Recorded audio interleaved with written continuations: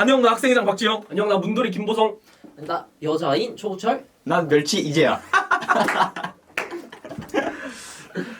그래. 우리는 뭐 토론 사회자들로 토론 형식보다는 반말로 편하게 할 거고 그냥 서로 의견을 주고받으면서 객관적인 내용보다는 우린 주관적인 내용이 많이 섞여 있으니까 집중해서 듣기보다는 재밌게 즐겨주길 바래. 그치. 좋아. 내가 먼저 스타트를 끊어볼게.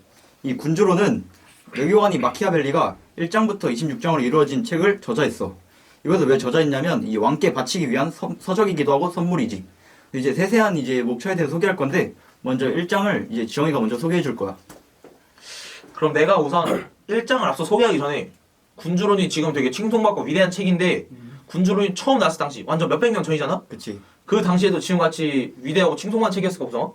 내 생각엔 뭐 당연히 그러지 않았을까 난 그렇게 생각해. 난 이게 약간 반대 의견을 제시한 부분도 있으니까 약간 반란을 일으킨 책이다. 이런 생각도 있었을 것 같아. 나는 당연히 현대 세대에도 칭송받는 책이니까 과거에도 똑같이 칭송받지 않았을까 그런 생각을 해. 전혀 아니야. 제야 의견이 거의 맞다 볼 수 있지. 이 책이 처음 나왔을 때는 이 책이 뭐 왕에게 바치는 책이라기보다 솔직히 직관적이고 완전 직설적인 책이잖아. 그러니까 이 책에서 말하는 건 목적을 위해 수단과 방법을 가리지 않고 권모술수적인 책이기 때문에 처음에 왕도 별로 좋아하지 않았고 이 책은 교황청에서 보고 뭐 이런 책을 만들어가고 교황청에서 크게 분노를 해서 금서로도 지정되었던 책이야. 하지만 뭐 지금 사람들의 전해져야도 보고 시간이 변하면서 문화가 바뀌고 완전 아예 세대가 바뀌다 보니까 지금은 완전 모든 사람들이 칭송받는 책이고 우리 같은 고등학생, 일반 학생까지도 모두 다 한 번쯤 읽어볼 만한 필독도서가 된 거야. 완전 책이 변했다 볼 수 있지 그냥. 그렇군. 그럼 이제부터 본격적으로 우리가 모든 파트 설명할 수가 없으니까 내가 1장부터 설명해 볼게. 1장은 별로 길지 않아. 한 두세 페이지 정도 되는데 내 1장에서 가장 말하고 싶은 거는 정치 체제. 우리 사회에서 말하는 공화정과 군주정. 그리고 입헌군주정에 얘기해 볼게. 보성아 너 혹시 이 세 개 뭔지 아니? 나는 문과라서 잘 모르겠는데. 나도 딱히 그냥 다 비슷해 보여. 나는 왕을 두고 있는 여왕이나 왕을 두고 있는 영국이나 일본 같은 정치 체제 아닐까? 그게 입헌군주정이야. 입헌군주정이 약간 한 줄로 소개하자면 뭐냐면 군림하되 통치하지 않는다. 일본이나 영국같이 여왕, 일왕같이 이게 왕은 있어. 하지만 실질적인 권력을 잡고 있지 않아. 실질적인 권력은 수상이나 총리와 같은 사람이 정치를 지배하는 거고 여기서 군주정은 무엇이냐? 군주정은 우리나라로 치면 조선시대, 삼국시대, 이런 고려시대 이런 왕이 그냥 직접적으로 통치하는 거지. 그러니까 백성들의 의견에 따라 내가 이렇게 할까 아니라 그냥 왕 마음대로 이렇게 할 테니까 너네 이렇게 말을 들어. 이런 게 군주정인 거야. 그리고 민주정은 우리가 살아가고 있는 시대에 가장 많이 나오는 우리나라를 대표적으로 예를 들 수 있지. 왕이 자기 마음대로 통치하기보다는 그 국민들이 뽑은 여러 명의 사람들이 대표하여서 그 대표들이 국민들의 의견을 받들어서 가장 최선의 선택을 하고 가장 그 최선의 답변을 하는 이런 게 민주정이라고 볼 수 있는 거야. 자 얘들아 이제 나는 이제 12장. 그러니까 군대의 다양한 종류의 원병에 대해 말해볼게. 하지 마시죠. 보성이 이런 게 처음이라 상당히 많이 떨어. 상당히 많이 떨어. 면접 8떨. 상당히 많이 떨어. 면체자니까. 네, 일단 첫 번째에 대해 먼저 말해볼 건데 이 책은 이제 모두 알다시피 이 책의 저자 마키아벨리는 이 용병에 대해 상당히 비판적으로 보고 있어. 그치. 그러니까 뭐 예를 들어가지고 이 책의 배경이 이탈리아. 그러니까 이탈리아는 현재 이탈리아가 왜 이렇게 됐는지에 설명하잖아. 그치. 그 이유가 뭔 줄 알아? 용병이라고 나 알고 있어. 그치. 용병 때문에 이제 이탈리아가 망하게 된 거란 말이야. 그래서 그걸 해결하기 위해 이제 마키아벨리가 이 책을 쓴 거라고 볼 수도 있지. 그치. 근데 이건 이제 옛날 사람, 그러니까 과거의 입장이잖아. 근데 우린 지금 이제 21세기 현대인의 입장으로 봤을 때는 용병이란 제도 이거에 대해서 혹시 어떻게 생각했죠? 솔직히 난 용병이 나쁘지 않다고 봐. 나도 지영의 의견에 전적으로 동의해. 시영아 너는 이제 약간 경제학자랑 약간 내용이 비슷하네. 약간 머리가 좋네. 그러니까 똑같이 이제 학자들도 그렇게 지금 말하고 있어. 현대 경제학적 관점에 봤을 때는 징병제, 그러니까 우리나라처럼 군대 가는 것보다는 군대 가는 거 오병제보단 용병 고용이 사회를 비롯해 이제 자본주의 사회에서 가장 올바른 주장이라고 이제 사람들은 말하고 있어. 그 이유는 이제 현대 경제학은 최대한의 효율을 가져옴에 따라 이제 가치 효율성을 최대한 중시하기 때문이야. 근데 이제 무처럼 너는 그 징병제와 모병제 아니면 용병 고용 중 어떤 게 가장 옳다고 생각해 너는? 나는 징병제가 가장 옳다고 생각해. 우리가 목숨을 걸고 싸우는 전투에서는 돈에 따라서 이 싸우는 용병은 그렇게 큰 기여를 하지 못한다고 생각해. 나는 의견이 너무 다른데. 듣고 보니 또 우철이 생각이 맞는 것 같기도 해. 나도. 내 의견 하나 들어봐, 제가요. 솔직히 징병으로 갔어. 너네 만약에 곧 우리 군대 가잖아. 그치. 솔직히 군대 갔는데 딱 우리가 군대 갔을 때 전쟁이 일어났다 해봐. 근데 너 솔직히 그러면 막 저기 집에는 엄마 아빠 다 있고 내가 하고 싶은 꿈도 많은데 나를 위해 솔직히 목숨 바칠 거야? 솔직히 내 생각에 난 그렇네. 튀기 바쁠 것 같아. 넌 안 바칠 거야? 지금 유튜브 1000만이 보고 있는데? 그래? 어. 나는 소신 발언할게. 나 솔직히 튈 것 같아. 오.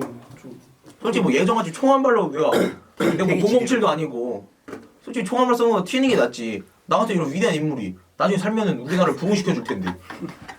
솔직히 나는 그래서 진짜 뭐 우리나라 삶이라고 애국심이 있다기보단 직접 비싼 돈을 들여와서 용병을 하는 게 훨씬 이득이라 봐. 그리고 또 그 시간에 남자들이 거의 군대를 지금 줄었지만 한 2년씩 가는데 그 시간에 자신의 적성을 찾고 자기 하고 싶은 일을 해서 우리나라의 부흥에 더 애쓰는 게 훨씬 좋다고 봐. 그치, 아니면 차라리, 가고 싶은 사람 군대를 가면 완전 최고의 대우를 해줘서 군인들이 좋게 하든가. 난 이렇게 할 거 아니면 굳이 징병제가 필요 없다고 봐 나는. 그치, 차라리 그 돈으로 무기 개발하는 것도 나쁘지 않고. 이제 지영이가 말한 것처럼 이제 많은 경제학자들은 이렇게 주장하고 있어. 그러나 이제 내 생각을 말해볼게. 내 생각에는 이건 그냥 이제 이론에 부합한다.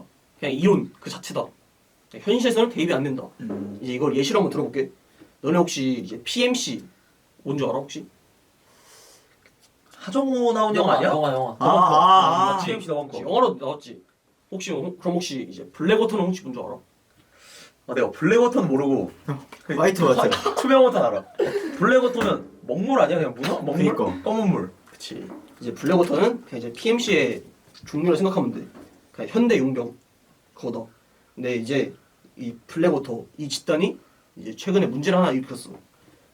이 집단이 현재 이라크에 지금 전쟁에 용병으로서 고용이 됐거든. 전쟁에.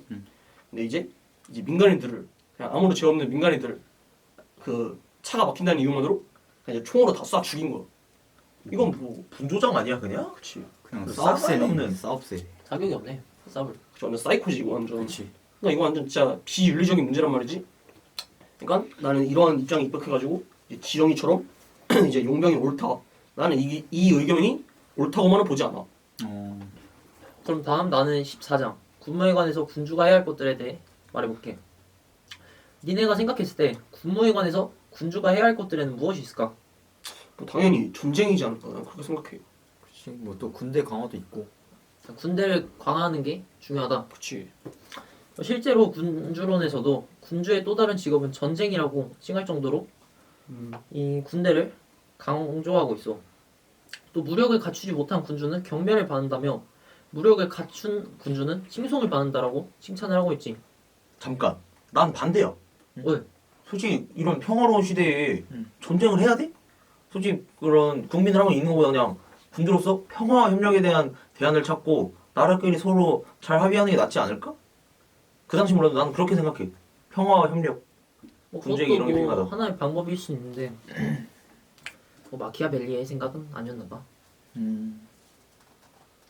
책에서는 군무에 관심을 가지는 두 가지 방법으로 훈련과 연구 두 가지를 강조하고 있어. 근데 그게 맞아?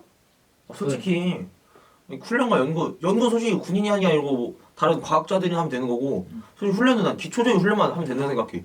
맨날 훈련자 피곤하고 그냥 하기 싫다는 생각만 들 거야. 그래서 요즘 군대에 필요한 게 뭐냐?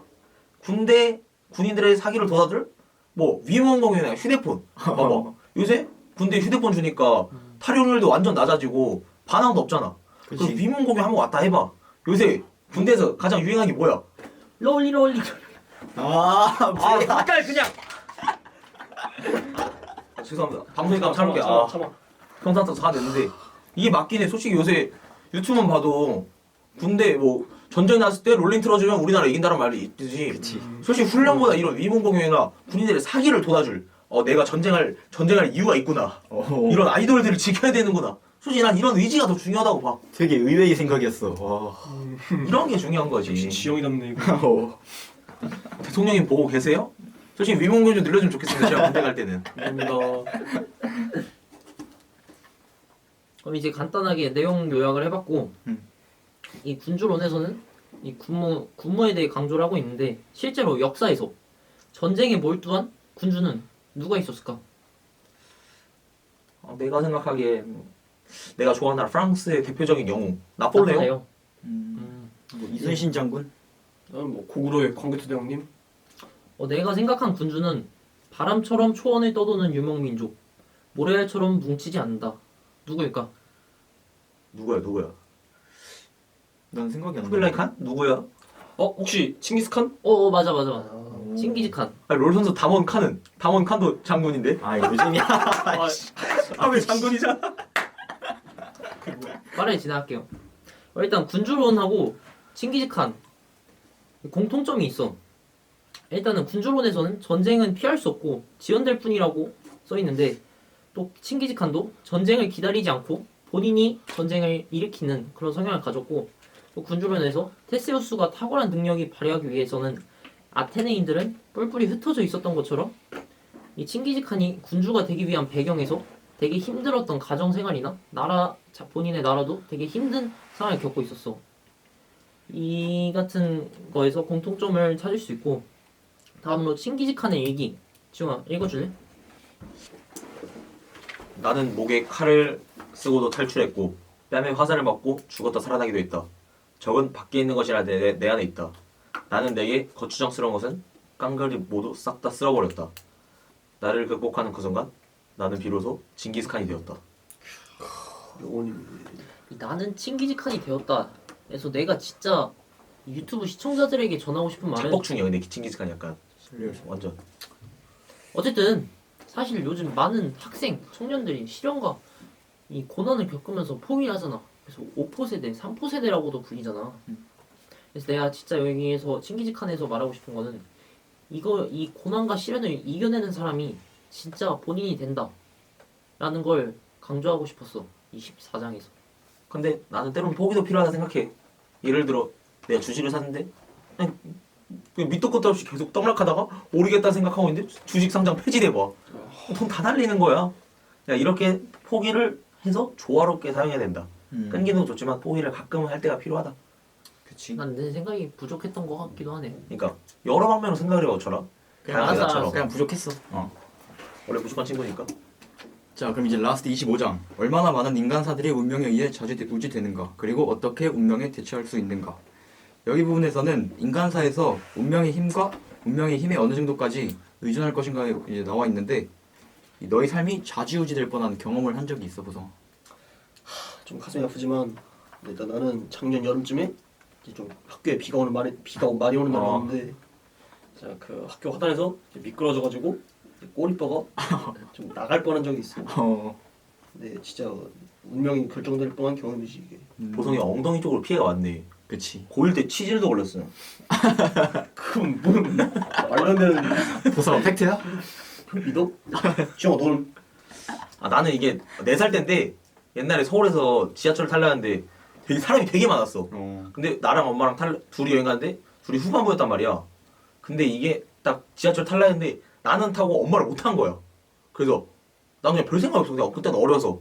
근데 다행히 아줌마들이 거기 있던 모든 사람들이 애엄마 못 탔다고 부탁해서 다시 기차 가던 걸 멈춰서 다시 타긴 했는데 거기서 엄마랑 떨어졌어 봐. 그냥 인생 망한 거지. 지금처럼 안 됐을 수도 있지. 야 신기한 경험이네. 근데 이 책에서는 교황 율리우스 2세라고 제시되어 있어. 모든 일을 과감하게 처리하고 그러한 일 처리 방식이 이 시대와 상황에 매우 적합하게 해서 성공을 해. 그 다음 마지막인데, 혹시 이제 평소 성격이 과감해 아니면 신중해? 나? 어. 나 같은 경우는 좀 신중하다고 볼 수 있지. 그냥 예를 들어가지고 어제 저녁만 하더라도 이제 BH 또는 이제 도미노 뭘 먹을까 고민하다가 이제 저녁 시간이 다 지나가지고 밥을 굶은 적이 있단 말이야. 나는 개뻥 아니야? 내가 굶어 쓸 리가 없는데? 그니까 그거 말이 안 되는데? 살이 빠졌어요 1kg. 저는 신중하다고 볼 수 있어요. 나랑은 정반대다. 딱 그냥 과감하거든. 오. 딱 그냥 어제 우연히 애들하고 점심시간에 있더니 그냥 엽떡이 생각났어. 그냥 딱 순간적으로. 그냥 저녁에 집 가자마자 그냥 바로 그냥 엽떡 시키고 엄마 나 엽떡 시켰어. 혼자 먹을게 이러고 그냥 엽떡 먹었어. 솔직히 남자는 과감해야 돼. 그치. 내 꿈이 아까 항상 말했듯이 CEO인데 이런 신중하면은 때를 놓친단 말이야. 머릿속에 순간이 들었으면 바로 과감할 필요가 있다는 거야. 정확히 군주는 똑같은 생각을 하고 있어. 이제 여기서 이 문장을 말해줄 텐데 여기서는 저는 신중한 행동보다는 과감한 행동이 더 낫다고 확신합니다. 이제 여기서 여성의 운명을 비유하고 있는데 왜냐하면 운명은 여성이기 때문에 만약 당신이 그 여성을 소나기에 넣고 싶다면 그녀를 거칠게 다루는 것이 필요하기 때문입니다. 그리고 그녀는 냉정하고 계산적인 태도로 접근하는 사람보다는 과감하게 행동하는 사람에게 더욱 매력을 느낀다. 이렇게 나와 있어. 딱 맞네. 약간 마키아벨리가 내 스타일식으로 사랑을 했구나. 약간 응팔의 류준열, 신데레 같은. 원래 남자는 그래야 된단 말이야. 처음에 여자한테 잘해주면은 여자가 처음엔 좋아. 근데 한 2주 뒤면 질린단 말이야. 그런 남자한테. 약간 나같이 차갑고 도도하고 이게 쿨해야 돼. 우철이 같이 이런 연애 안 해본 애들은 모르겠지만 아 지금 근데 너도 모태솔로 아니야? 야 이 자식아! 이제 진정하고 방송이니까 한번 참을게요. 이제 25장을 마무리로 이제 세세한 이제 목차에 대한 설명을 끝났고 이제 그다음 특별 목차가 준비되어 있어. 이제 그건 또 이제 지영이가 이어서 해줄 거야. 특별 목차. 여기서 말하는 작가가 이 시대에 말하는 군주에게 필요한 덕목과 내가 생각하는 현 시대의 뭐 CEO나 군주, 대통령들이 필요한 덕목을 설명해볼게. 작가는 간단히 말하면 뭐 착하거나 이런 좋은 성격보다는 인색하고 단호한 성격이 훨씬 중요하다고 말해. 나도 이 의견에 거의 동의하는 편이야. 왜냐면 이게 내가 예를 들어볼게. 솔직히 뭐 왕이 백성이 이렇게 한다고 해달라는 걸 다 들어주면은 오히려 백성이나 국민의 요구만 많아지고 그리고 고민만 늘다 보니까 더 오히려 백성들이 불만을 가질 필요가 있어. 이걸 우리 학교 생활에 적용해 보면은 만약에 약간 내가 처음에 선생님 만났을 때 선생님한테 막 떠들었어. 수업 시간 안 좋은 님을 보는데 선생님이 아 지영아 앞으로는 하지 말아줘 이렇게 말하면은 이 쌤은 내가 화내도 뭐 별로 안 하네? 하고 이렇게 약간 백성이나 국민, 학생 입장에서는 그냥 약간 왕을 깔보거나 좀 무시하는 성향을 가질 수 있단 말이야. 하지만 군주가 여기서 처음부터 막 세게 나가. 크게 조치라고 이러면은 아 저 사람 무서운 사람이구나 이렇게 생각해서 오히려 백성들이나 국민들이 더 막 이렇게 막 대하지 못할 거란 말이야. 그렇기 때문에 군주는 단호하고 이런 과감한 성격이 필요하다 생각을 해 나는. 이게 현대사에서 똑같이 CEO나 뭐 대통령에게도 이런 단호하고 인색한 성격이 난 필수적이라고 봐. 근데 혹시 뭐 또 뭐 너무 단호하면 뭐 반란이나 쿠데타 이런 걸로 이제 일어날 수도 있지 않을까? 너무 막 독재자처럼 너무 그렇게 하면 안 되지. 그러니까 뭐 백성이나 국민, 학생들 의견도 적절히 조화하면서 당근과 채찍을 같이 쓰란 말이 있잖아. 근데 50대 50보다는 한 채찍 쪽에 7, 80%랑 당근을 적절히 가끔씩만 주면서 나의 말을 잘 들을 수 있게 언제나 나를 믿고 의지할 수 있게 하는 게 난 더 좋다고 생각해. 이제 이로써 마키아벨리가 이제 군주의 덕목에 대해서 이제 군주론에 대해서 잘 담아봤는데 이제 저희가 이것에 대해서 알아보면서 여러분 또한 이제 이 군주 같은 하나의 단어에 대해서 정의하는 그런 멋진 사람이 되었음을 희망하면서 마치겠습니다. 감사합니다.